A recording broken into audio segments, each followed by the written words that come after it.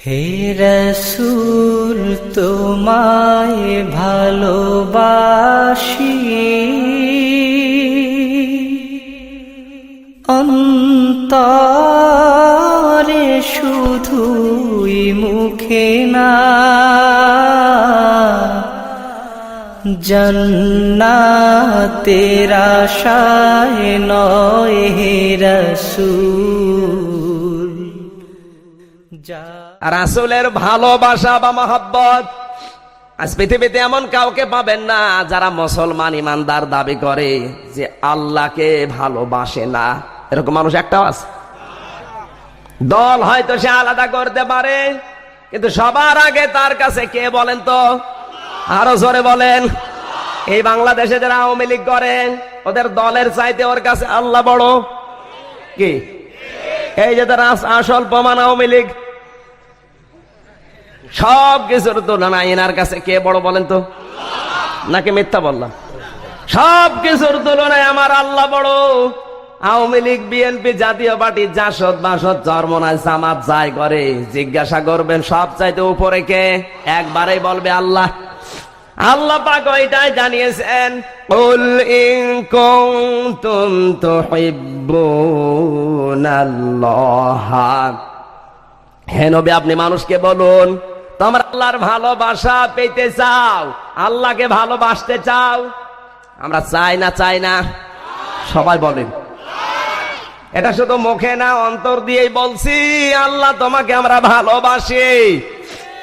আল্লাহ বলেন ফাত্তাবিউনি, নবী মানুষকে এই কথাটাও জানান, তোমরা যদি আল্লাহকে ভালোবাসতেই চাও আমি রাসূলের ইত্তেবা করো, অনুসরণ করো। এক নম্বরে কন্ডিশন এইটা। তাহলে আল্লাহকে যদি কেউ ভালোবাসতে চায় মুখে বললে হবে। কন্ডিশন দিলেন কে? আল্লাহ কন্ডিশন দিচ্ছেন ফাত্তাবিউনি, আমার রাসূলের অনুসরণ করা লাগবে। ও আল্লাহর খলিফা যারা এসেছেন এবার চিন্তা করবেন, আল্লাহর রাসূলের অনুসরণ আপনার যত বেশি হবে আল্লাহর ভালোবাসার প্রমাণ আপনার দাবিতে তত বেশি পাওয়া যাবে। রব্বুল আলামিন বলেন যদি আমার রাসূলকে অনুসরণ করো, আনুগত্য করো, দেখে দেখে চলো, ইউহিব্বুকুমুল্লাহ, তোমাদের দুনিয়ায় যত বড় বড় পুরস্কার আছে তার সবচাইতে বড় পুরস্কার আমি আল্লাহ নিজেই তোমাদেরকে ভালোবাসবো। আর আমি আল্লাহ যদি কাউকে ভালোবাসি দুইটা জিনিস দেব, ওয়া ইয়াগফির লাকুম যুনুবাকুম, এক নম্বরে তোমাদেরকে আমি আল্লাহ মাফ করে দেব। ইয়াগফির এটা মজারের আলোচনা, বর্তমান, ভবিষ্যৎ, প্রেজেন্ট, ফিউচার। জাম্বন এক বচন, যুনুব বহু বচন।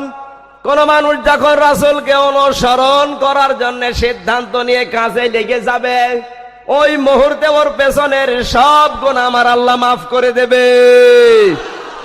আল্লাহর গ্যারান্টি মিথ্যা হয়? জোরে বলেন। আল্লাহর রাসূলকে ভালোবেসে জীবনের চাইতেও ভালোবেসে পুরস্কার পেয়েছে। এবার তাকান, হযরতে হানজালা রাদিয়াল্লাহু তাআলা আনহু বিবাহ করার পরে তিনি বাসর রাতে ফরজ গোসল করার জন্য সকালে পানির কিনারায় দাঁড়িয়েছেন। মদিনার রাস্তা দিয়ে কে যেন বলে যাচ্ছে রাসূল আর নেই। উহুদের ময়দানে বিশ্বনবী শহীদ হয়ে গেছে। হযরতে হানজালা পানিগুলো মাথার উপরে ঢেলে দেবে, পানিটা পাত্র ফেলে দিলেন। স্ত্রীকে ডাক দিয়ে বলে জলদি করে তরবারি দাও। স্ত্রী বলে তোমার তো গোসল ফরজ, গোসলটা করো তারপরে যাও। হযরতে হানজালা বলে স্ত্রী আমার কার জন্য গোসল করব? কেন গোসল করব? যার জন্য জীবন বাঁচিয়ে রেখেছি ওই নবী দুনিয়াতে নেই। বিদায় দাও, কিয়ামতে দেখা হবে তোমার সাথে। তরবারি হাতে নিয়ে ছুটলেন। জিহাদের ময়দানে অনেকগুলি কাফেরকে জাহান্নামে পাঠিয়ে তিনি নিজেও শহীদ হয়ে গেলেন। যুদ্ধের পরে বিশ্বনবী মুহাম্মদুর রাসূলুল্লাহকে হেফাজত করার জন্য যারা দাঁড়িয়েছিল পাহারা দেওয়ার জন্য, কাফেরেরা তীর নিক্ষেপ করেছে। হযরতে তালহা যাকে জান্নাতের গ্যারান্টি দিয়েছে নবীজি জিন্দা অবস্থায়, হযরতে তালহার পিঠের দিকে তাকিয়ে দেখা গেল নবীকে বাঁচাতে গিয়ে একা তার পিঠের ভেতরে 80টা তীর বিদ্ধ হয়েছিল। নিজের জীবনের চাইতেও ভালোবেসেছেন। আল্লাহ বলেন এইভাবে জোরে যদি ভালোবাসতে পারো আমি কি করব জানো?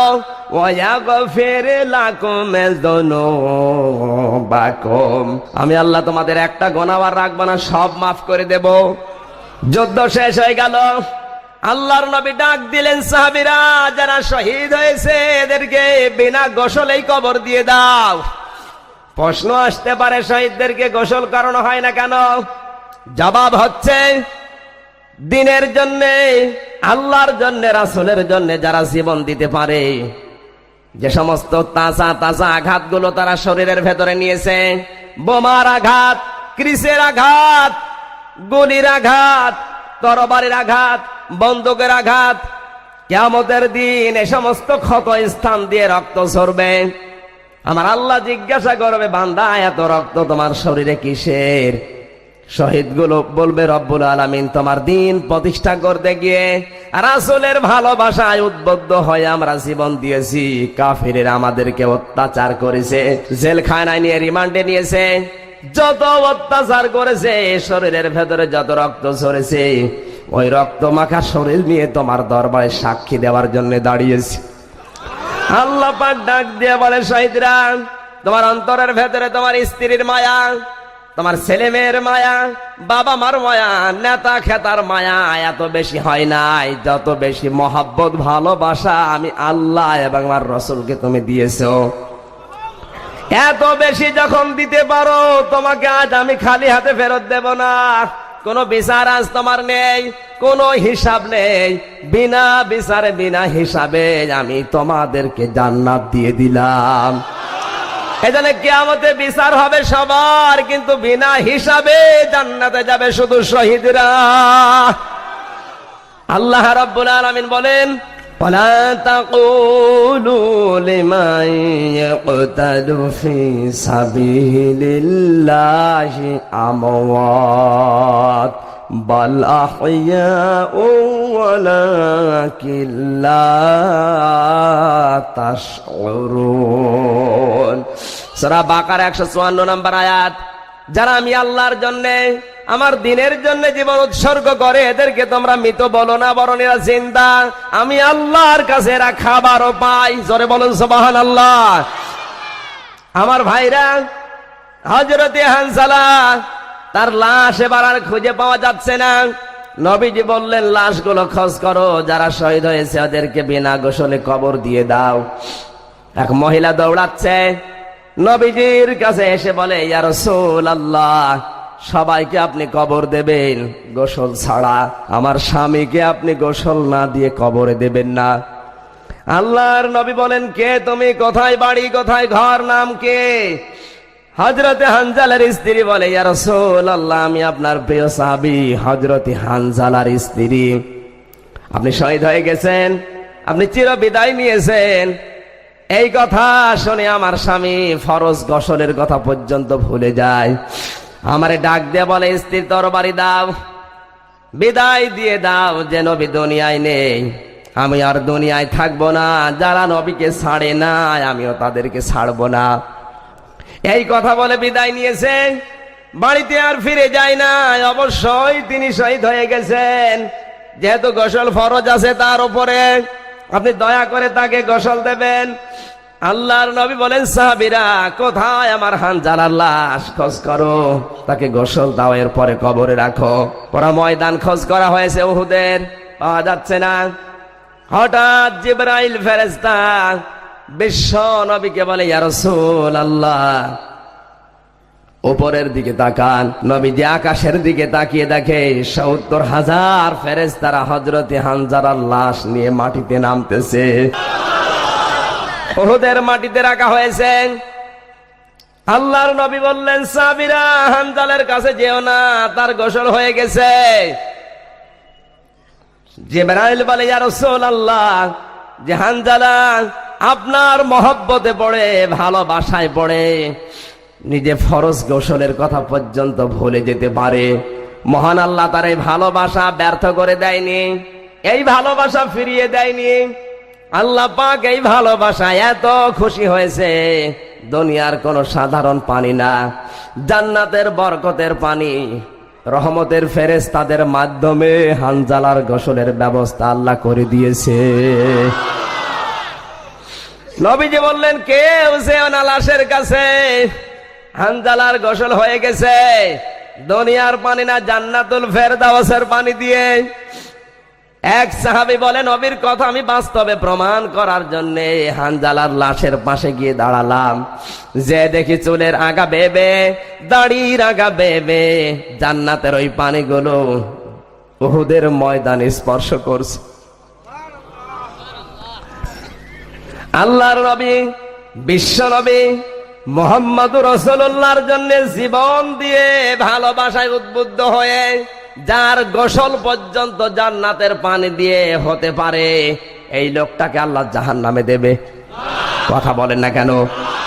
আমার ভাইরা, আজও বাংলাদেশে বিশ্বমের আদর্শ মানতে গিয়ে, আল্লাহর নবীর কর্মসূচি পালন করতে গিয়ে হানজালার মতো যারা আজও শহীদ হচ্ছে, জীবন দিচ্ছে, নবীজির এই ভালোবাসা মহব্বত আল্লাহ ব্যর্থ করে দেবে না।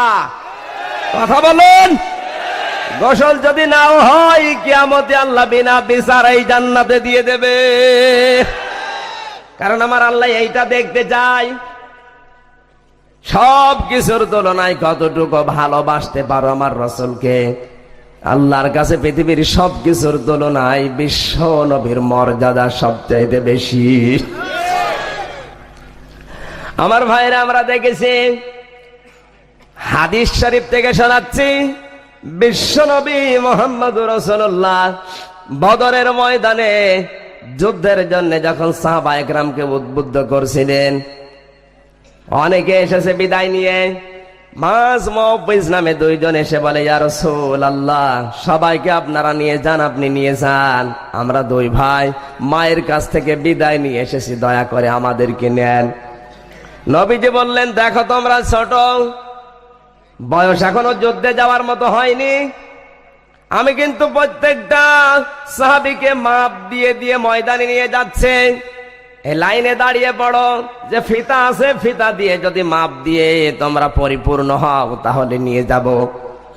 দুইজন দাঁড়িয়েছে, আল্লাহর নবী লাইনের প্রথম থেকে শুরু করলেন ফিতা দিয়ে মাপা, মাপ দিতে দিতে শেষে যেয়ে দেখে দুই ভাই দাঁড়িয়ে, একটা দাঁড়িয়ে আছে পা গোড়মোড়ের উপর দিয়ে ভর করে, আর একজন দাঁড়ায় কিন্তু মাপে পৌঁছে না। বড়টাকে মাপ দিয়ে বললেন, যাও, তোমার যেহেতু পরিপূর্ণ হয়েছে তোমারে নিয়ে নিলাম, কিন্তু তুমি তো ছোট, মাপে পৌঁছতে পারো না, যখন হবে তখন আবার নিয়ে যাব, যাও। ছোট ভাই ডাক দিয়ে বলে, হে নবী, আপনি কি মনে করেন আমার এই ভাইয়ের চাইতে আমার শরীরে শক্তি কম? আপনি যদি শক্তি পরীক্ষা করতে চান, যুদ্ধের ময়দানে তো শক্তি লাগবে, শুধু চেহারা দিয়ে যুদ্ধ হবে না, আপনি ভাইয়ের সাথে আমারে লাগিয়ে দেন। নবীজি মুস্কি হাসলেন।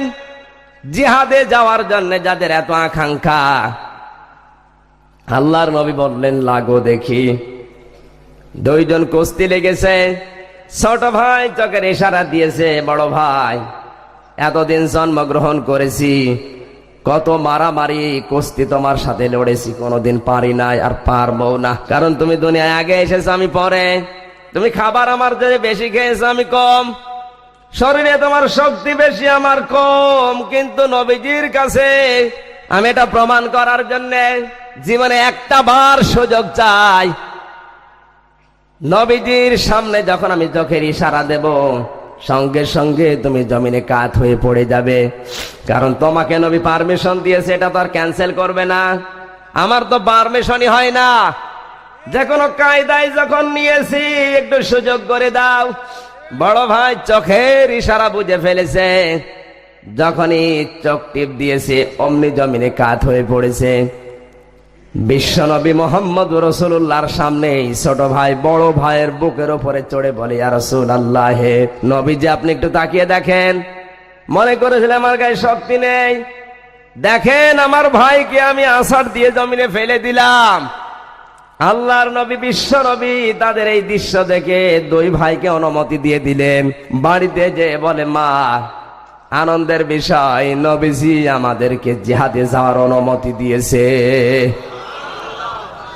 ও আল্লাহর বান্দারা বান্দিরা, আজকে যদি আপনার সন্তান নবীর মহব্বতে কোনো কাজে যায়, মা জমা অফিসের মতো মা বাংলাদেশে খোঁজ করে পাওয়া যাবে খুব কম। মা বলবে ও মাথা খারাপ হুজুরের, হুজুরের মাথা খারাপ হয়ে গেছে, আমার এই ছোট্ট ছোট্ট ছেলে নিয়ে যায় ময়দানে মিছিল করার জন্য, ছোট মানুষ নিয়ে যাবে। আপনিও মা ও মা ছিলেন, ডাক দেওয়ার সন্তান আমার দাঁড়াও, নবীজি যখন অনুমতি দিয়েছে দাঁড়াও, কিছু পারি কিনা। তরবারি তো নেই, টাকাও নেই, খেজুর গাছের বাকল দুই ভাইয়ের হাতে বেঁধে দিলেন। দোয়া করে রব্বুল আলামিন আমার এই দুটি সন্তানকে বিশ্ব নবীর মহব্বতে দিয়ে দিলাম। কিয়ামতে আমি দুই শহীদের মা হয়ে তোমার দরবারে উঠতে চাই। আজ বাংলাদেশে মহব্বত চলছে, মেকি মহব্বত, বিভিন্ন দরবারে মহব্বতের আওয়াজ আসে, নবীকে অপমান করে গালি দেয়, একটা বিবৃতিও আমরা দিতে পারি না। আর একজন মহিলা নিজের সন্তানকে তো পাঠায়, দোয়া পর্যন্ত করে খেজুর গাছের বাকল হাতে বেঁধে দিয়ে ডাক দিয়ে বলে, আল্লাহ সন্তান দুটি আর ফেরত দিও না, কিয়ামতে আমি দুই শহীদের মা হয়ে উঠতে চাই। আজ বাংলার জমিনে প্রত্যেকটা মহিলা যদি এইরকম গুণাবলী অর্জন করে, আমার যতটুকু বিশ্বাস বাংলাদেশে নামধারী মুসলমান হোক আর রাম বাম, কেউ নবীর বিরুদ্ধে অবস্থান নেওয়ার সাহস পাবে না। নবীজির কাছে আসলেন বিশ্ব নবী মুহাম্মদুর রাসূলুল্লাহ, বারবার আকাশের দিকে তাকায়। 313 জন তিনি রেডি করলেন, 2টা ঘোড়া আর মাত্র কয়েকটা উট, অস্ত্র শস্ত্র কম। ওদিকে 1000 তৈরি করেছে কাফেররা। আবু জেহেলের নেতৃত্বে যুদ্ধ হবে বদরের ময়দানে। ছোট্ট মাস মহব্বিজ এসে বলে, ইয়া রাসূলুল্লাহ, মা আমাদেরকে বিদায় দিয়েছে, খেজুরের বাকল আমাদের হাতে দিয়েছে তরবারি বলে, আপনি একটু দোয়া করে দেন। শুনেছি আবু জেহেল আসতেছে, কোনদিন আমরা দেখি নাই তাকে। মার কাছে আমরা বলেছি চোখের পাতা যতক্ষণ নড়ে, আবু জেহেলকে যদি দেখতে পাই, নবীর এই দুশমনকে আমরা খতম না করে ঘরে ফিরবো না। বিশ্বনবী তাদেরকে নিয়ে গেলেন জিহাদের ময়দানে, তাঁবুর ভেতরে। নবীজি বারবার কন্দন করেন, আকাশের দিকে তাকায়, ডাক দিয়ে বলেন, রব্বুল আলামিন উযিনা লিল্লাযীনা ইউকাতালুন। সূরা হজ 39 নম্বর আয়াত। আল্লাহ পাক বলেন, হে নবী, কি বলেন আপনি মোনাজাতে? নবীজি বলেন, আল্লাহ আমি কিন্তু মারামারি রক্তপাত পছন্দ করি না, তুমি আমাকে অনুমতি দিয়েছো যুদ্ধ করার জন্য, জিহাদ করার জন্য। উখরিজু মিন দিয়ারিহিম বিগাইরি হাক্কিন ইল্লা ইয়াকুলু রাব্বুনাল্লাহ। কোন দোষ আমাদের নেই, বাড়ি থেকে আজ বের করে দিচ্ছে, ঘরে থাকতে দেয় না, লাশ বানিয়ে বাড়ি থেকে বিদায় করে দেয়, বিভিন্ন ময়দানে আমাদেরকে ফেলে রাখে। একটাই মাত্র অপরাধ, আমরা তোমাকে মেনে নিয়েছি। আজ পৃথিবীতে ইল্লা ইয়াকুলু রাব্বুনাল্লাহ, যারা বললে আল্লাহ আমাদের রব, তাদেরও অবস্থা সাহাবীদের মতোই হচ্ছে। আর যারা শুধু ভালোবাসে মেকি, এই মেকি মহব্বতের মানুষগুলোর সাহাবায়ে কেরামের মতো না, ওদের অবস্থা হয় আব্দুল্লাহ ইবনে উবাইয়ের মতো। নবীজি উহুদের ময়দানে যেদিন যাচ্ছিলেন, এও কিন্তু পেছনে ছিল, পেছন দিক থেকে সাহায্য করা দূরের কথা, আরো 300 মানুষদেরকে নিয়ে ভেগে গিয়েছিল। জোরে বলেন নাউজুবিল্লাহ। আপনার সিলেবাস তৈরি হবে, প্রথমেই থাকবে জিহাদ। সন্ত্রাস আর জিহাদ পৃথিবীতে এক জিনিস না। আজ পৃথিবীর মিডিয়াগুলো, স্যাটেলাইটগুলো, পত্রিকাগুলো জিহাদ আর সন্ত্রাস এক বানিয়ে পৃথিবীর মানুষকে দেখাচ্ছে। আল্লাহর কসম, জিহাদ আর সন্ত্রাস এক না। সন্ত্রাস নির্মূল করার জন্য জিহাদ করা ফরজ। সুতরাং সিলেবাস তৈরি করতে হলে, কর্মসূচি দিতে হলে আগে থাকবে জিহাদ। এর নাম শুধু মারামারি না, বিভিন্ন জিনিস দিয়ে জিহাদ হবে। আজ যদি জিহাদ করে কেউ কলম দিয়ে, আপনাকেও কলম দিয়ে জিহাদ করা ফরজ। কেউ দিয়ে বক্তৃতা দিয়ে, লেখনী দিয়ে, বক্তব্য দিয়ে আপনাকে এই কায়দায় ইসলামের পক্ষে জিহাদ করতে হবে। ওয়াইদ্দু লাহুম মাসতাতাতুম মিন কুওয়াতি ওয়া মির রিবাতিল খাইল। এই কুওয়াতুন শব্দের ব্যাখ্যা এটাই লিখেছে মুফাসসির, যখন যেই জামানা আসবে, যেই সময় আসবে, ইসলামকে ঘায়েল করার জন্য যেইটা হাতিয়ার হিসাবে ওরা ব্যবহার করবে, হে মুসলমানেরা, ওইটা উল্টিয়ে তোমরা ইসলামের পক্ষে কাজে লাগাবে। ওই সময় ছিল ঘোড়া, তরবারি, তীর। এখন ঘোড়া, তরবারি, তীরে চলে না, এখন চলে রিমোট। কথা বলেন। এখন চলে রিমোট, এখন কলম চলে, এখন চলে স্যাটেলাইট, এখন চলে মিডিয়া, পত্রিকা। মুসলমান যদি দাবি করেন এগুলো হারাম হারাম বলে পেছনে ফেলবেন না, কারণ প্রযুক্তির ব্যবহার বিশ্ব নবী নিজে প্রথম করে দেখিয়েছেন। নবুয়ত যেই দিন পেয়েছেন, পাহাড়ে উঠলেন, সাফা পাহাড়ে, ডাক দিয়ে বললেন, হে আমার বংশের লোকেরা, লাল কাপড়ের দিকে তাকাও। নবুয়ত পাওয়ার পরে তিনি পাহাড়ে লাল কাপড় উড়িয়ে দিলেন। ওই সময়ের প্রযুক্তি ছিল লাল কাপড়। ওই সময় যদি কেউ লাল কাপড় পাহাড়ে দাঁড়িয়ে উড়িয়ে দিত, মানুষ মনে করতো লোকটা বিপদে পড়েছে। এজন্য সবাই এসে জিজ্ঞাসা করতো, কি সমস্যা তোমার? আজ বাংলাদেশে স্যাটেলাইট প্রযুক্তি, এই কম্পিউটার, ফেসবুক, ইন্টারনেট, এই কথা বলছে না কেন? আপনার লেখনী, আপনার বক্তব্য, আপনার বিবৃতি, সম্মেলন, ওরা সেই কায়দা ইসলামকে ঘায়েল করার জন্য তত্ত্ব সন্ত্রাসগুলো করছে। আমাদের হাতে যদি আজ এগুলো থাকতো, ইসলামকে এগিয়ে নেওয়ার জন্য আরো সহজ হতো। আর জাকের নায়েকের বিরুদ্ধে ফতোয়া দিতে দিতে অনেকে কাফের পর্যন্ত বানিয়ে ফেলছে। এই কথা বলেন না কেন? আরে ভাই, সে একটা বাংলা শিক্ষিত মানুষ, সে যতটুকু করছে আপনার দ্বারাই হবে।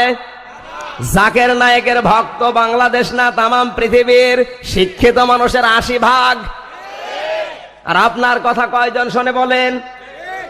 আজ অনেক আলেম পর্যন্ত এমন বিষদগার করছে, কোন মানুষ যদি কাফের না হয়, তাকে যদি কেউ কাফের বলে, আপনি যতদিন পর্যন্ত কুফরি না করবেন ততদিন আপনার মরণ হবে না। শার্ট প্যান্ট পরে, এই জন্য যদি লোকটা কাফের হয়, বাংলাদেশের রাষ্ট্রপ্রধান যিনি এখন দায়িত্বে আছেন, রাষ্ট্রপতি অ্যাডভোকেট আব্দুল হক, ও কাফের হবে। এই কথা বলছেন না কেন? ও শার্ট প্যান্ট পরে যদি কাফের হয়, বাংলাদেশের 80% মানুষ কাফের। কথাগুলো বোঝার চেষ্টা করেন। সে স্যাটেলাইটের মাধ্যমে বিশ্বে যে কাজটা করছে, আপনি তো তার পায়ের কাছেও যেতে পারবেন না। কোন কারণে ফতোয়া দেন বলেন তো? সে বাংলা শিক্ষিত লোক, সব যে ঠিক করছে আমি তা বলছি না। কোরআন আপনার বাবার না। যেটা আপনি মানতে পারেন না, কোরআন হাদিসের সাথে মেলে না, সেইটা বলেন। তাকে প্রোটেস্ট করেন, সেই জায়গায় যান, তাকে বলে দেন যে এগুলো ভুল হচ্ছে। দূর থেকে আপনি ঢিল ছড়েছেন কোন কারণে? আপনি গবেষণা করে দেখেন তো, 100%-এর 80% লোক পৃথিবীতে তার ভক্ত। বিশ্ববিদ্যালয়, ইসলামী বিশ্ববিদ্যালয়ের 450 শিক্ষক, 380 জন তার ভক্ত। আপনার ভক্ত কয়জন আছে? আপনার কথা তো মুরগি তো শোনে না। প্রযুক্তি হারাম হারাম বলে আজ আমরা দূরে ঠেলিয়ে দিয়েছি, আর কাফের, মুশরিক, হিন্দু, খ্রিস্টান, বৌদ্ধ, বাম আর রামরা সব হাতে নিয়ে আমাদের 12টা বাজাচ্ছে। হারাম তো কত কিছু আছে, সেগুলো তো বলতে পারো না। এদেশে 2 জন মহিলা পরপর ক্ষমতায় যায়, এটাও তো হারাম। এর বিরুদ্ধে একবার কথা বলো দেখি। কত হারাম দেশে গড়াগড়ি যাচ্ছে। হারাম কাজে সাপোর্ট করে, আবার একজন মানুষকে হারাম বানিয়ে দিচ্ছে। ও যে 100 ভাগ সঠিক, ঠিক আমি তা বলছি না। ওর কথা যেগুলো কোরআন হাদিসের সাথে মেলে ওগুলো মেনে নেন, যেগুলো মেলে না ও মানার দরকার নেই। বিষদগার করে করে আজ আমাদের কাজ একেবারে 100 ভাগ সফল হচ্ছে তা কিন্তু না। মিডিয়াগুলো হারাম বলে আপনার কি লাভ হচ্ছে? নবীজি যদি প্রযুক্তির ব্যবহার, কাফেরদের তৈরি করা প্রযুক্তি, ওটা লাল কাপড় ওড়ানো, ওটা কাফেরদের তৈরি করা প্রযুক্তি। যারা কোরআন হাদিস পড়তে পারে, ইতিহাস পড়তে পারে, জিজ্ঞাসা করেন, ওই সময়ের নিয়মই ছিল ওইটা। বিপদে পড়লে মানুষ লাল কাপড় উড়িয়ে দিত। ওটা যদি প্রযুক্তি হয় ওই সময়, আর নবী যদি ব্যবহার করে ইসলামের দিকে আহ্বান করতে পারে, এই স্যাটেলাইট মনে করেন কাফেররা বানিয়েছে, এই কম্পিউটার মনে করেন কাফেররা বানিয়েছে, এটা যদি আজ আমি ইসলামের পক্ষে কাজে লাগাতে পারি, মিডিয়ায় স্যাটেলাইটের মাধ্যমে মেয়েদেরকে মাহফিলগুলো, তাফসির মাহফিলগুলো, ওয়াজ মাহফিলগুলো দেখানো হয়, অনেকে বলছে হারাম হারাম হারাম, ফতোয়া দিতে দিতে একেবারে ফেনা তুলে ফেলেছে মুখে। আরে ভাই, হারাম ঠিক আছে মেনে নিলাম, আপনার কথা কিছু সময়ের জন্য মানলাম। আপনাকে আমি বলছি, হজে যারা যায়, পুরুষের চেহারা মেয়েদের জন্য যদি দেখা হারাম হয়, হজে যারা যায় ওদের হারাম হবে না? বলেন। আর এই যে সরাসরি তো না, এটা তো একটা ছায়া, আমি সরে গেলে ছায়ার দেখা যাবে, এটা তো ছবি না। বিষয়গুলো গবেষণা করেন, তারপরে এমনিতে ধরা পড়বে। কারণ আপনার আলোচনায় কোনো সায়েন্স নেই, কোনো বিজ্ঞান নেই, টেকনোলজি নেই, শুধু আছে আখেরাতের ওই জীবন ধারা। দুনিয়ায় চলতে হলে রাসূল যেগুলো তৈরি করেছিলেন, নবীজির সাহাবীরা মহব্বত করেছে নবীকে অনুসরণ করে করে। হযরতে ওমরের নাম নিয়ে আমরা ওয়াজ করি, ওমর ছিলেন প্রধান বিচারপতি। আজ বাংলাদেশের প্রধান বিচারপতি হওয়ার জন্য যে শর্তগুলো আছে, আপনার ভেতরে তো একটাও নেই। তাহলে নবীজির প্রশাসন আপনি কি বাদ দিয়ে দেবেন? তাহলে অনুসরণ হবে? বলেন, ফাত্তাবিউনি কিভাবে করবেন? আল্লাহর নবীর যদি বিচার ব্যবস্থা থাকে, প্রশাসন থাকে, হযরত আবু হুরায়রা ছিলেন গভর্নর, আপনি হতে পারবেন? তাহলে বাংলাদেশের গভর্নর যদি কেউ হতে চায়, আবু হুরায়রা অনুসরণ করেছিলেন রাসূলকে, তারপরে তো গভর্নর। আমরা অনুসরণ করে একটা গভর্নর হতে পারি না, একটা ডিসি হতে পারি না, একটা এসপি হতে পারি না। কিসের অনুসরণ করছে আমরা বলেন তো? আপনি কিসের ফতোয়াবাজি করেন? এত এই ছোটখাটো বিষয়গুলো ভুলে যান, এগুলো নিয়ে আরো বিভেদ তৈরি হচ্ছে। মিনাল্লাযীনা ফাররাকু দীনাহুম ওয়া কানু শিয়াআ কুল্লু হিজবিন বিমা লাদাইহিম ফারিহুন। সূরা রূম 21 নম্বর পারা, 6 নম্বর পৃষ্ঠা, 14 নম্বর 15 নম্বর লাইনের 32 নম্বর আয়াত। আল্লাহ বলেন, অনেক মানুষ আছে ছোট ছোট বিষয় নিয়ে মতভেদ তৈরি করে দল বিদলে বিভক্ত হয়ে যাচ্ছে, আর প্রতিটি দল তাদের নিজের দলের কর্মসূচি নিয়ে আজ আনন্দ করছে। বাংলাদেশের দিকে তাকান, যে যেই দলে আছে ও কিন্তু ওইটা নিয়ে সন্তুষ্ট। এদেশে যারা চরমনা করে, আটরশি করে, জামাত ইসলাম করে, আওয়ামী লীগ করে, প্রত্যেকেই কিনা আনন্দে আছে যে আমি সঠিক। আপনি সঠিক কিনা ফাত্তাবিউনের সাথে মিলাবেন। আল্লাহর নবী যদি প্রশাসন চালাতে পারে, আল্লাহর নবী যদি বিচার ব্যবস্থা চালাতে পারে, বিশ্ব নবীর যদি চিকিৎসা বিভাগ থাকে, আপনাকে অনুসরণ করে এগুলো নিয়ে আসতে হবে। নবীজি 27টা যুদ্ধের নিজে সেনাপতি ছিলেন, আপনি কোন যুদ্ধের সেনাপতির দায়িত্ব পালন করেছেন দেখান। আল্লামা শফি এসেছিল একটা যুদ্ধের নেতৃত্ব দিতে, মার খেয়ে। তারা কি ফাত্তাবিউনি করেছিল? যারা ফাত্তাবিউনি অনুসরণ করা শুরু করবে, ওদের জীবন তুচ্ছ মনে হবে। এই জন্যই তো সাহাবায়ে কেরাম জীবন দিতে পেরেছিলেন। আমার কথা আপনি রাজনৈতিক গন্ধ না খুঁজে বাস্তবতায় মিলান, আপনিও মারা যাবেন, আমিও মারা যাব। কথা বলেন ঠিক কিনা? হযরতে মাযমুবিজ আনন্দে নাচতেছেন। আবু জেহেলকে যদি একবার পাই, নবীর দুশমন, ওকে আমরা আর ছাড়ব না। নবীজি এদিকে তাঁবুর ভেতরে দাঁড়িয়ে ডাক দিয়ে বলে, রব্বুল আলামিন, আমার সাহাবীদেরকে আমি একটাও দেখি না। আবু বকর রাসূলের গায়ে চাদর জড়িয়ে দিলেন, ডাক দিয়ে বলে, ইয়া রাসূলুল্লাহ, কন্দন করবেন না, চোখের পানি ফেলবেন না। নবীজি বলেন, আবু বকর, আমার সাহাবীরা কয় 313 জন, একজন কেউ তো দেখি না। হযরতে আবু বকর বলে, ইয়া রাসূলুল্লাহ, তারা বাতিলের ভেতরে বন্টন হয়ে গেছে, ওরা যুদ্ধের ময়দানে ঠিকই আছে হে রাসূল, আপনি চিন্তা করবেন না। নবী যেদিকে দুয়ায় লিপ্ত আছেন, আবু জেহেল ময়দানে এসে বড় ঘোড়ার উপরে চড়ে লাফাচ্ছে। শয়তান সুরাকার সুরত ধরে আবু জেহেলকে এসে শুধু পাম দে, পাম বোঝেন, হাওয়া। ফুটবলকে একদিন জিজ্ঞাসা করেছে, ভাই তুমি এত লাথি খাও কেন? ফুটবল বলছে, আমি পরের পামে ফুলি। আবু জেহেল ঠিক এই কায়দায় ফুলতেছে।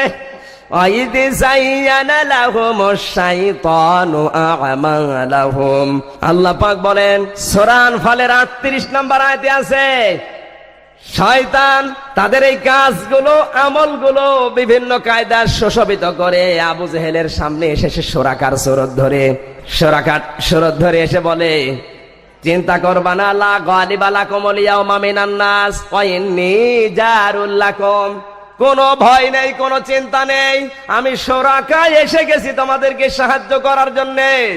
তাফসিরে এসেছে সুরাকা ওই জামানায় একাই 10 জন মানুষের সাথে লড়তে পারত।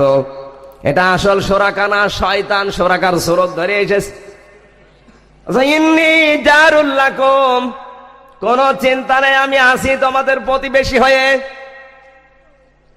শয়তান এসে যত হাওয়া দেয় আর আবু জেহেল তত লাফায়, কোন চিন্তা নেই, দল আমার বেঁধে গেছে। যুদ্ধের ময়দানে দুই পক্ষ ফালাম্মা তারাল জামাআনি, আল্লাহ পাক বলেন দুই পক্ষ যখন এক জায়গায় মুখোমুখি সংঘর্ষে লিপ্ত হয়েছে, রব্বুল আলামিনের নবী এদিকে দোয়া করে, আল্লাহ পাক তোমার সাহায্য কামনা করি, এবার তুমি দান করো। ইদিতাসে তাগিসুনা রাব্বাকুম ফাস্তাজাবা লাকুম আন্নী মুমিদ্দুকুম বিআলফিম মিনাল মালাইকাতি মুরদিফিন। সূরা আনফাল 9 নম্বর পারার 17 নম্বর পৃষ্ঠার 1 নম্বর লাইনের 2 নম্বর উপর 9 নম্বর আয়াত। এটা আল্লাহ পাকের নবী বলেন, হে আল্লাহ, আমি সাহায্য চাই, দয়া করে আমাকে সাহায্য করো। নবীজি মোনাজাত কমপ্লিট করতে দেখে আল্লাহ ফেরেশতা জিবরাইলকে পাঠিয়ে দিলেন, যাও আমার নবীকে বলো হাত নামিয়ে ফেলতে, আকাশের দিকে তাকাতে বলো। হযরতে জিবরাইল এসে বলে, হে নবী হাত নামান, মোনাজাত আর করা দরকার নেই, আপনার চোখের পানি আমার আল্লাহর দরবারে মঞ্জুর হয়ে গেছে, আপনি একটু আকাশের দিকে তাকান। নবীজি বলেন, আকাশের দিকে তাকিয়ে দেখি ফেরেশতারা নামতেছে মোটা মোটা ডান্ডা নিয়ে। তাই একটা দুইটা না, মুরদিফিন বাই সিরিয়াল, একটার পরে একটা, প্রত্যেকটি ফেরেশতার হাতে মোটা মোটা ডান্ডা। কেউ ফেরেশতা চেনে না, চেনে কিন্তু শয়তান। কথা বলেন, শয়তান ফেরেশতা যেহেতু চিনে ফেলেছে, এক দৌড় দিয়ে আবু জেহেলের কাছে গেছে। আবু জেহেলকে ডাক দিয়ে বলে, আবু জেহেল, বলে কি হয়েছে? বলে আমি আর থাকতে পারলাম না। কেন? বলে আমি যেটা দেখি তোমরা সেটা দেখো না। ফাকালা ইন্নী বারিউম মিনকুম ইন্নী আরা মা লা তারাওনা ইন্নী আখাফুল্লাহ। তাফসিরে মুফাসসির লিখেছেন, শয়তান আকাশের দিকে তাকিয়েছে, দেখে ফেরেশতা একটা দুইটা না, ফেরেশতা 1000, বিআলফিম মিনাল মালাইকা, 1000 ফেরেশতা একটা একটা করে আকাশ থেকে যখন নামে, শয়তান এক দৌড়ে আবু জেহেলের কাছে গেছে, ডাক দিয়ে বলে, আবু জেহেল, বলে কি? বলে ভাগলাম। কেন? তুমি যে বললে ইন্নী জারুল লাকুম, আমাদের সাথে আছো। বলে আমি যেটা দেখি তোমরা দেখো না, ইন্নী আখাফুল্লাহ, আমি আল্লাহকে সিরিয়াসলি ভয় পাই। আমি দেখতেছি 1000 ফেরেশতারা নামতেছে, এই যুদ্ধে আমি আর থেকে মার খেতে রাজি না। শয়তান সুরাকার সুরাত ধরে এসেছিল, ভেগে গেছে। ফেরেশতারা এসে যাকে পায় তাকে একটা করে ডান্ডা দিলে জায়গায় শেষ।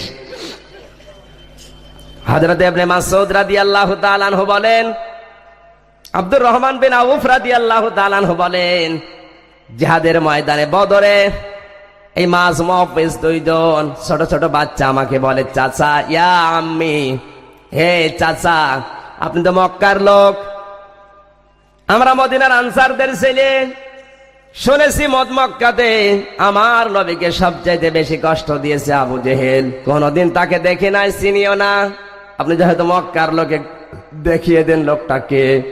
আব্দুর রহমান বিন আউফ বলে, তোমরা ছোট ছোট বাচ্চা, আবু জেহেলের খবর নিয়ে কি করবা? ছেলে দুইটা বলে, চাচা, এটা কিন্তু আমাদের প্রশ্নের জবাব হয়নি, আমরা জানতে চেয়েছিলাম আবু জেহেল কোন পিশাচ, কোন নরাধম, একটু দেখান আমাদেরকে।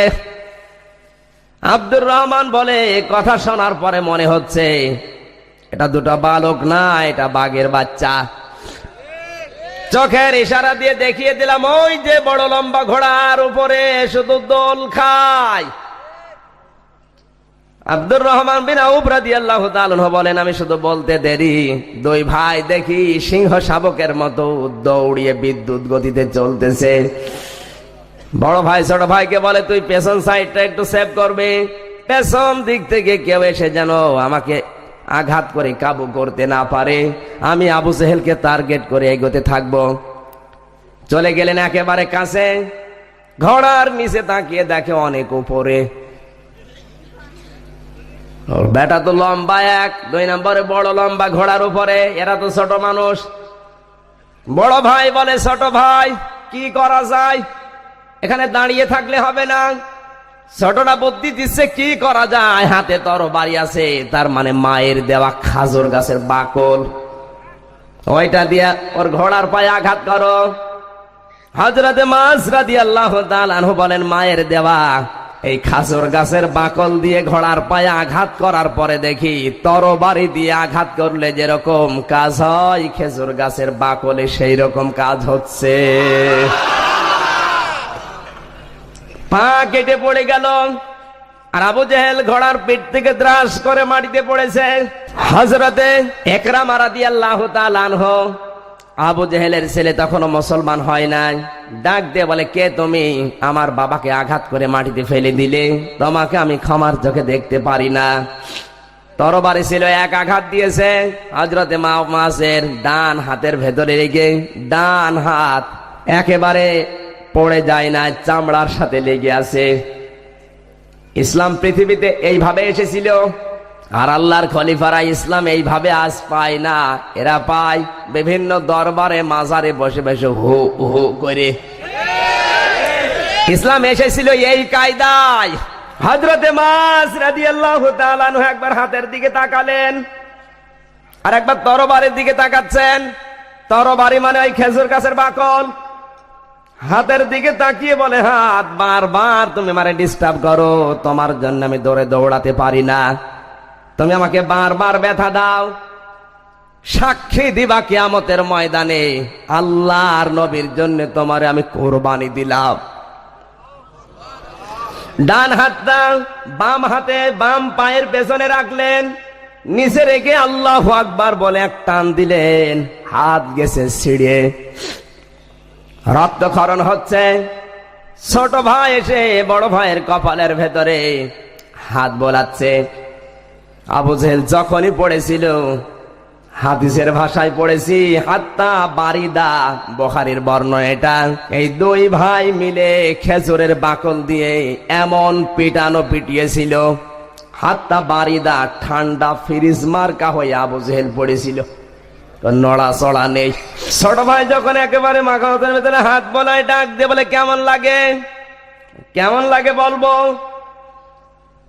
এই মুহূর্তে মনে হচ্ছে জান্নাতের সুঘ্রাণ আমার নাকের ভেতরে প্রবেশ করছে, মনে হয় বেশিক্ষণ দুনিয়ায় টিকে থাকবো না, তুমি যদি বেঁচে থাকো আমার নবী, বিশ্ব নবী মুহাম্মদুর রাসূলুল্লাহর কাছে আমার সালামটা পৌঁছিয়ে দিও। আল্লাহ পাক বলেন, হে পৃথিবীর মানুষেরা, এই ভালোবাসা যদি আমার নবীকে দিতে পারো জীবন পর্যন্ত দিয়ে, আমি কি করব জানো? ওয়ায়াগফির লাকুম যুনুবাকুম আমি আল্লাহ তোমাদের জীবনের যে গোনাগুলো ছিল একটাও রাখবো না, আমি আল্লাহ এইটা দেখতে চাই আমার রাসূলের জন্য এ মাস মফিজের মতো জীবন পর্যন্ত কারা দিতে পারে। তার সব গুনাহ আমি আল্লাহ মাফ করে দেব। আল্লাহু গফুরুর রহিম। আমার নাম গফুর, আমার নাম রহিম। জোরে বলেন সুবহানাল্লাহ। হযরতে ইবনে মাসউদ তিনি যুদ্ধে পরে এসেছিলেন, আসতে একটু দেরি হয়েছিল। এসে তিনি খুঁজতেছেন, দেখে লাশগুলোর কাছে যে দেখে লাইন দিয়ে পড়ে আছে কাফেরদের লাশ, একেবারে শেষের তা কাছে যে দেখেন নড়াচড়া নেই। ডাক দিয়ে বলে আংতা আবু জেহেল, বলে হ্যাঁ। নড়াচড়া করছে না, একেবারে ঠান্ডা হয়ে পড়ে আছে, এখনো মারা যায়নি। ইবনে মাসউদ বুকের উপরে চড়লেন, ডাক দিয়ে বলে আবু জেহেল, জীবন যখন এখনো আছে, সময় দিলেম, কালেমাটা একবার পড়। একবার যদি কালেমা পড়তে পারিস আমি নবীর কাছে মাফ চাইবো তোর জন্যে, আল্লাহর নবী তোকে মাফ করে দেবে, আর বিশ্ব নবী যদি মাফ করে দেয় তোর জীবন সফল হয়ে যাবে। আবু জেহেল ওই অবস্থায় চোখ তুলতে পারে না, পাতা তুলে বলে কে তুই? বলে ইবনে মাসউদ। বলে বিশ্ব নবী, আব্দুল্লাহর পুত্র তোদেরকে জাদু করেছে, আমার পর্যন্ত আসতে পারে না। কোন শক্ত কাফের চিন্তা করেন, আজ পৃথিবীতে এরকম শক্ত শয়তান অনেকগুলো আছে, মারা যায় তারপরও তেজ কমে না। ইবনে মাসউদ বলে ঠিক আছে, তার সময় দিলাম। নবীজির কাছে গেলেন, ডাক দিয়ে বলে হে নবী। নবীজি তাঁবু থেকে বের হয়ে বলে কে তুমি? বলে ইবনে মাসউদ। সালাম দিয়ে আবার তিনি দৌড়ালেন। দেখি আবু জেহেলের কাছে এসে বলে পড়, এখনো সময় আছে, পড়। আবার একই কথা বলে, আবার সময় দিয়ে গেলাম, তৃতীয়বার চেষ্টা করে দেখ। চলে গেলেন নবীজির কাছে, সালাম দিয়ে আবার এসে জিজ্ঞাসা করে পড়বি কিনা বল।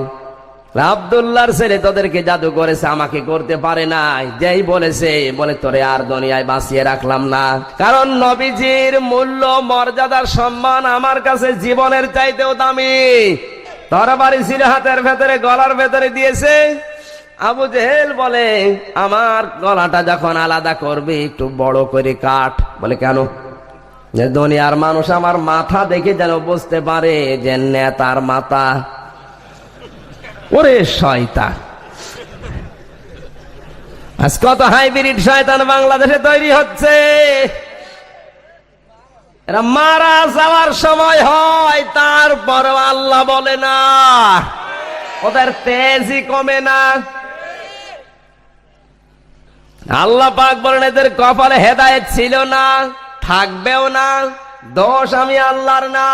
খাতামাল্লাহু আলা কুলুবিহিম ওয়া আলা সামিইহিম ওয়া আলা আবসারিহিম গিশাওয়া। এদের অন্তরে আমি মোহর মেরে দিয়েছি। এদের কানের উপরে পর্দা ফেলা, চোখের উপরে পর্দা ফেলা। যতই হক কথা এরা শুনুক না কেন, এরা কিন্তু ফিরে আসবে না। আবু জেহেল ছিল ঠিক ওই কায়দার মানুষ। মাথাটা যখন আলাদা হয়ে গেছে, ইবনে মাসউদ চিন্তা করেন নবীর সামনে নিয়ে যেতে পারলে আল্লাহর নবী খুশি হবে, আমার জন্য দোয়া করবে। কান ধরে টানে, দেখে নড়ে না। কারণ এই আব্দুর রহমান, আব্দুল্লাহ ইবনে মাসউদকে সূরা রহমান তেলাওয়াত করার কারণে এই আবু জেহেল এক থাপ্পড় দিয়ে তার ডান কান কালা করে দিয়েছিল। ইবনে মাসউদ বলেন কান ধরে টানি যখন যায় না, কান ছিদ্র করলাম তরবারি দিয়ে, রশি দিয়ে বাঁধলাম কানটা, অগ্রভাগে ধরে টানি, দেখি যায় না। চিন্তা করলাম এইভাবে যায় না কেন, দুই কান ছিদ্র করে রশি ভরে যখন টান দিয়ে অগ্রভাগে ধরে এবার দেখি মাথা নড়ে। আমার ভাইরা, এখানে শিক্ষা বের হয় হাদিসের পাতা থেকে। এই আব্দুল্লাহ ইবনে মাসউদকে আবু জেহেল এক কান কালা করেছিল কোরআনের তেলাওয়াত করার কারণে। এজন্য আল্লাহ পাক এই লোকটার হাতে আবু জেহেলের দুই কান ছিদ্র করে দুনিয়ায় দেখিয়ে দিয়েছে। কথা বলেন ঠিক কিনা? ইবনে মাসউদের অনুসরণ করে আজও কোরআনের পক্ষে চলার কারণে যাদের হাত যায়, যাদের টাকা যায়, যাদের বাড়ি যায়, যাদের জমি জায়গা যায়, সন্তান যায়, যাদের কারণে যায় তাদের আল্লাহ ডবল ক্ষতি দুনিয়ায় করবে। এটা আমার আল্লাহর গ্যারান্টি, দুনিয়ায় আল্লাহ দেখিয়েছেন। ওই এক কান কালা করেছিল ইবনে মাসউদের হাতে আল্লাহ দুই কান ছিদ্র করে দুনিয়ায় দেখিয়েছে। আল্লাহ বলেন আখিরাতে কি করবোটা আমি আল্লাহ জানি। নবীজির সামনে নিয়ে ডাক দিলেন, হে নবী, আপনার চির দুশমন আবু জেহেলের মাথা নিয়ে এসেছি, আপনি আসেন। নবীজি এসে বলে, কই কার মাথা? বলে আবু জেহেলের। দেখি তো। এক দৌড় দিলেন, ময়দানে এসে দেখে ফাঁকা, একটা লোক দাঁড়িয়ে আছে, হাতে কিছু নেই। নাম তার আব্বাস। ইবনে মাসউদ তাকে পাছা করে ধরলেন, নবীজির কাছে নিয়ে এসে বললেন, হে নবী, আপনার চাচা আব্বাসকে আমি ধরলাম, শরীরের ভেতরে যে জামাটা আছে স্বর্ণের বোতাম দেওয়া, এই বোতামগুলো গনিমতের মাল হিসাবে ভাগে কিন্তু আমি পাবো। ইবনে মাসউদ রাদিয়াল্লাহু তাআলা আনন্দে আছেন, বিশ্ব নবীও আনন্দ করেন। আবু জেহেলের মাথার সামনে তাকিয়ে দেখে ফেরেশতা জিবরাইল এসে আল্লাহর নবীর সামনে দাঁড়িয়ে হাসতেছে। ডাক দিয়ে বলে, হে নবী, এই আব্দুল্লাহ ইবনে মাসউদকে সূরা রহমান তেলাওয়াত করার কারণে আবু জেহেল থাপ্পড় দিয়ে কান কালা করে দিয়েছিল। ওই দিন আপনি কেঁদেছিলেন, ইবনে মাসউদও কেঁদেছিল। ওই দিন আমি হেসেছিলাম, কারণ আল্লাহ আমাকে জানিয়েছিল বদরের ময়দানে ইবনে মাসউদের হাতে আবু জেহেলের দুই কান ছিদ্র হবে। আজকে সেটা হয়েছে। আপনিও হাসেন, আপনার সাহাবীও হাসে, আপনাদের দুইজনের মাঝখানে আমি একটু হেসে দিয়ে গেলাম। জোরে বলেন সুবহানাল্লাহ। ইবনে মাসউদ বলেন, হে নবী, আমি গনিমতের মাল কিন্তু এই বোতামগুলো পাবো। ইবনে মাসউদ রাদিয়াল্লাহু তাআলা আনহুর কথা শেষ না হতে হযরত আব্বাস বলে, ভাতিজা ইবনে মাসউদ তোমার সাহাবী আমাকে ধরে নাই। ইবনে মাসউদ বলে, হে চাচা, আপনি আমার ক্ষতি করেন কেন? আমি তো নিয়ে আসলাম। নবীজি বলেন, চাচা এই তো আপনাকে নিয়ে এসেছে। আব্বাস বলে, না, তোমার এই ছোট্ট ইবনে মাসউদ আমারে নিয়ে আসে নাই। তুমি তো জানো আমি তোমার চাচা, আমাদের সামনে কেউ দাঁড়াতে পারে না। তাহলে কে নিয়ে এসেছে তোমার সৈন্য? আর কয় যতগুলো সৈন্য ছিল জীবিত তাদেরকে দেখালেন। ইবনে আব্বাস রাদিয়াল্লাহু তাআলা আনহু বলেন, না, এগুলোর একটাও আমাকে ধরে নাই। নবীজি বলেন, কি কাকে ধরেছে আপনাকে? বলে, কিছুক্ষণ আগে তোমার সামনে এসে হাঁটছিল এই সৈন্যটা কই? একে আমি দেখলাম কিছুক্ষণ আগে, আবার বিদায় নিয়েছে। নবীজি বললেন, চাচা আপনি কাকে দেখলেন? কিছুক্ষণ আগে এসে হাসছিল বিশ্ব নবী মুহাম্মদুর রাসূলুল্লাহ বলেন, বদরের ময়দানে হযরতে জিবরাইল 1000 ফেরেশতাদের কমান্ডার হয়ে নিজে বদরের ময়দানে যুদ্ধ করেছিল। আগুনি অস্ত্র ব্যবহার করে নাই, কিন্তু মরণের পরে কাফেরদের শরীরের ভেতরে দেখি বড় বড় আগুনের দাগ। আল্লাহর নবী বিশ্ব নবী মুহাম্মদুর রাসূলুল্লাহ বলেন, সাহাবীরা, আজকে শুধু 313 জন সাহাবী না, বদরের এই ময়দানে ফেরেশতা জিবরাইল 1000 ফেরেশতাদের সেনাপতি হয়ে যুদ্ধের ময়দানে কমান্ডারের দায়িত্ব পালন করেছে। আব্বাস বলে, তোমার ওই সৈন্যটাই আমাকে ধরেছে, কিছুক্ষণ আগে দেখলাম। আমার ভাইরা, বিশ্ব নবীর মহব্বতে ভালোবাসায় যারা এইভাবে নিজের জীবন পর্যন্ত অনুসরণ করে, আনুগত্য করে, উৎসর্গ পর্যন্ত করতে পারবে, টার্গেট থাকবে নবীজি যা যা দুনিয়ায় করেছিল আমরা ঠিক ওই কায়দায় ওইটাই পালন করব। আমি ডিসি হতে চাই, এসপি হতে চাই, প্রধানমন্ত্রী হতে চাই, সেনাপতি হতে চাই, প্রধান সেনাপতি হতে চাই, একটাই টার্গেট, কারণ আমার রাসূল ছিলেন। কথা বলেন ঠিক কিনা? তাছাড়া ক্ষমতা আমার উদ্দেশ্য না, ডিসি হওয়ার আমার উদ্দেশ্য না, উদ্দেশ্য যেহেতু রাসূল ছিলেন। আল্লাহ বলেন, এইভাবে যদি অনুসরণ করে জীবনের প্রতিটি ক্ষেত্রে জীবন চালাতে পারো, একটা গোনাও তোমার বাকি থাকবে না, সব গোনা আমি আল্লাহ তোমার মাফ করে জান্নাতের উপযুক্ত করে দেব। আল্লাহর খলিফা, নাটোরের ভাই বোনরা, বিশ্ব নবীকে শুধু আজ মেকি মোহাব্বত, ইয়া নবী সালাম আলাইকা দিয়ে শুধু সুন্নত মেনেই বিদায় দিলে হবে না।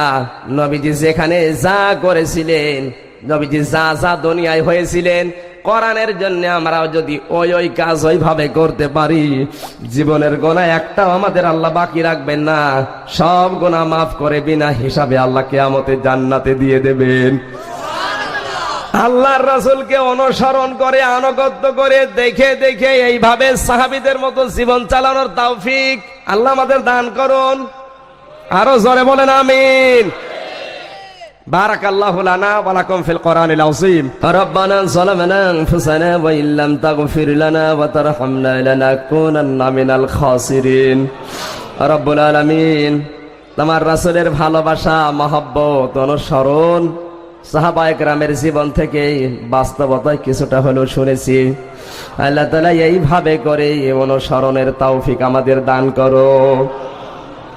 কোরআনের মাহফিলে এসে ফাত্তাবিউনি যে বিষয়গুলো আমরা জানতে পেরেছি, কোরআনের পাতা, হাদিসের পাতা থেকে আল্লাহ সাহাবীদের মতো এইভাবে অনুসরণের সুযোগ আমাদের জীবনে তুমি দিয়ে দাও। শয়তানের ধোঁকা থেকে আমাদেরকে বাঁচিয়ে রাসূলের আশিক, বিশ্ব নবীর আসল উম্মত হওয়ার তৌফিক তুমি আমাদের দান করো আল্লাহ। নবীজির সুপারিশ পাওয়ার যোগ্যতা তুমি আমাদেরকে দিয়ে দাও। মাহফিলের আয়োজন করতে গিয়ে তোমার যে বান্দারা পরিশ্রম দিয়েছে, আল্লাহ তাআলা তোমার বান্দা জনাব ফরিদুল ইসলাম, রুবেল হোসেন, তারেক মাহমুদ রুমেন, বাবুল পরামানিক, বাবলু পরামানিক, শাকাত আলী, শফিকুল ইসলাম, আনোয়ার হোসেন, নয়ন আলী, মজিবুর রহমান, মাজেদুল ইসলাম, জিয়াউর রহমান, আব্দুর রহমান ফকির, আব্দুর রহিম, আব্দুর রহম, রুবেল আলী, সাইফুল ইসলাম, শাহাবুল আলম, হাসমত আলী, আকবর আলী, আরিফ হোসেন, জামু, লিটন, রিঙ্কু, জাহাঙ্গীর, এসকেন আলী, আলম, মানিক, নামনা জানা যত যুবক 1-2 মাস পর্যন্ত রাতের ঘুম পর্যন্ত ত্যাগ করে কোরআনের জন্য খেদমত করেছে, আল্লাহর জন্য কোরআনের মাহফিলে তাহাজ্জুদের সময় দোয়া করি, এদেরকে তুমি কবুল করে নাও। এদের উদ্দেশ্য ভালো ছিল, কোরআন প্রচার হবে, কোরআন প্রসার হবে।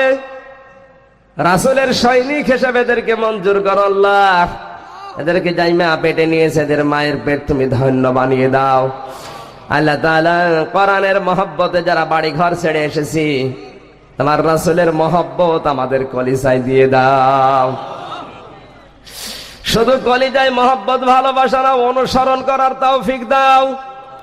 মাহফিলের সম্মানিত সভাপতির দায়িত্বে যিনি আছেন, আল্লাহ তোমার বান্দা আমিনুল ইসলাম জয়, রব্বুল আলামিন প্রতিনিধি হওয়ার আগ্রহ পেশ করেছে এলাকার। তোমার এলমে যদি জানা থাকে, তোমার বান্দার দ্বারা মানুষের খেদমত হবে, তোমার দিনের কাজ হবে। আল্লাহ দোয়া করে দিলাম, তোমার এই বান্দাকে তুমি এলাকার প্রতিনিধি বানিয়ে দাও, তার জীবনটাকে তুমি হেদায়েত দাও আল্লাহ তাআলা। অন্যায় অবৈধ কাজ যদি তার জীবনে কিছু থেকে থাকে তুমি মাফ করে দাও।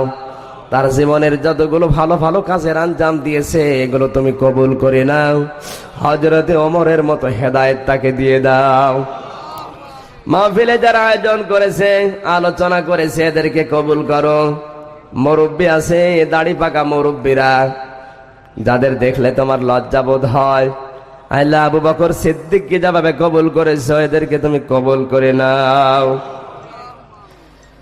রব্বুল আলামিন লাইট দিয়ে, মাইক দিয়ে, সামিয়ানা দিয়ে, স্যাটেলাইট দিয়ে যারা কোরআনের শ্রীবৃদ্ধি করেছে, এদেরকে তুমি কবুল করো আল্লাহ।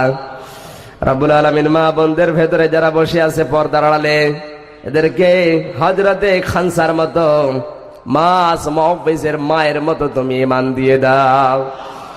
বাংলার ময়দানে রাসূলের আদর্শকে প্রতিষ্ঠা করার জন্য, বিশ্ব নবীর আনিত ধর্ম ইসলামকে টিকিয়ে রাখার জন্য মাস মুহফিজকে যেভাবে তৈরি করেছিল তার মা, আমাদের মা বোনদেরকে তুমি এইভাবে করে ঈমান আমল দিয়ে দাও। বাংলার মা বোনগুলো আজ যদি মাস মুহফিজের মতো মা হয়ে যায়, হযরতে খানসার মতো মা হয়ে যায়, এই দেশে নবীজির আদর্শ প্রতিষ্ঠা করা আরো সহজ হয়ে যাবে।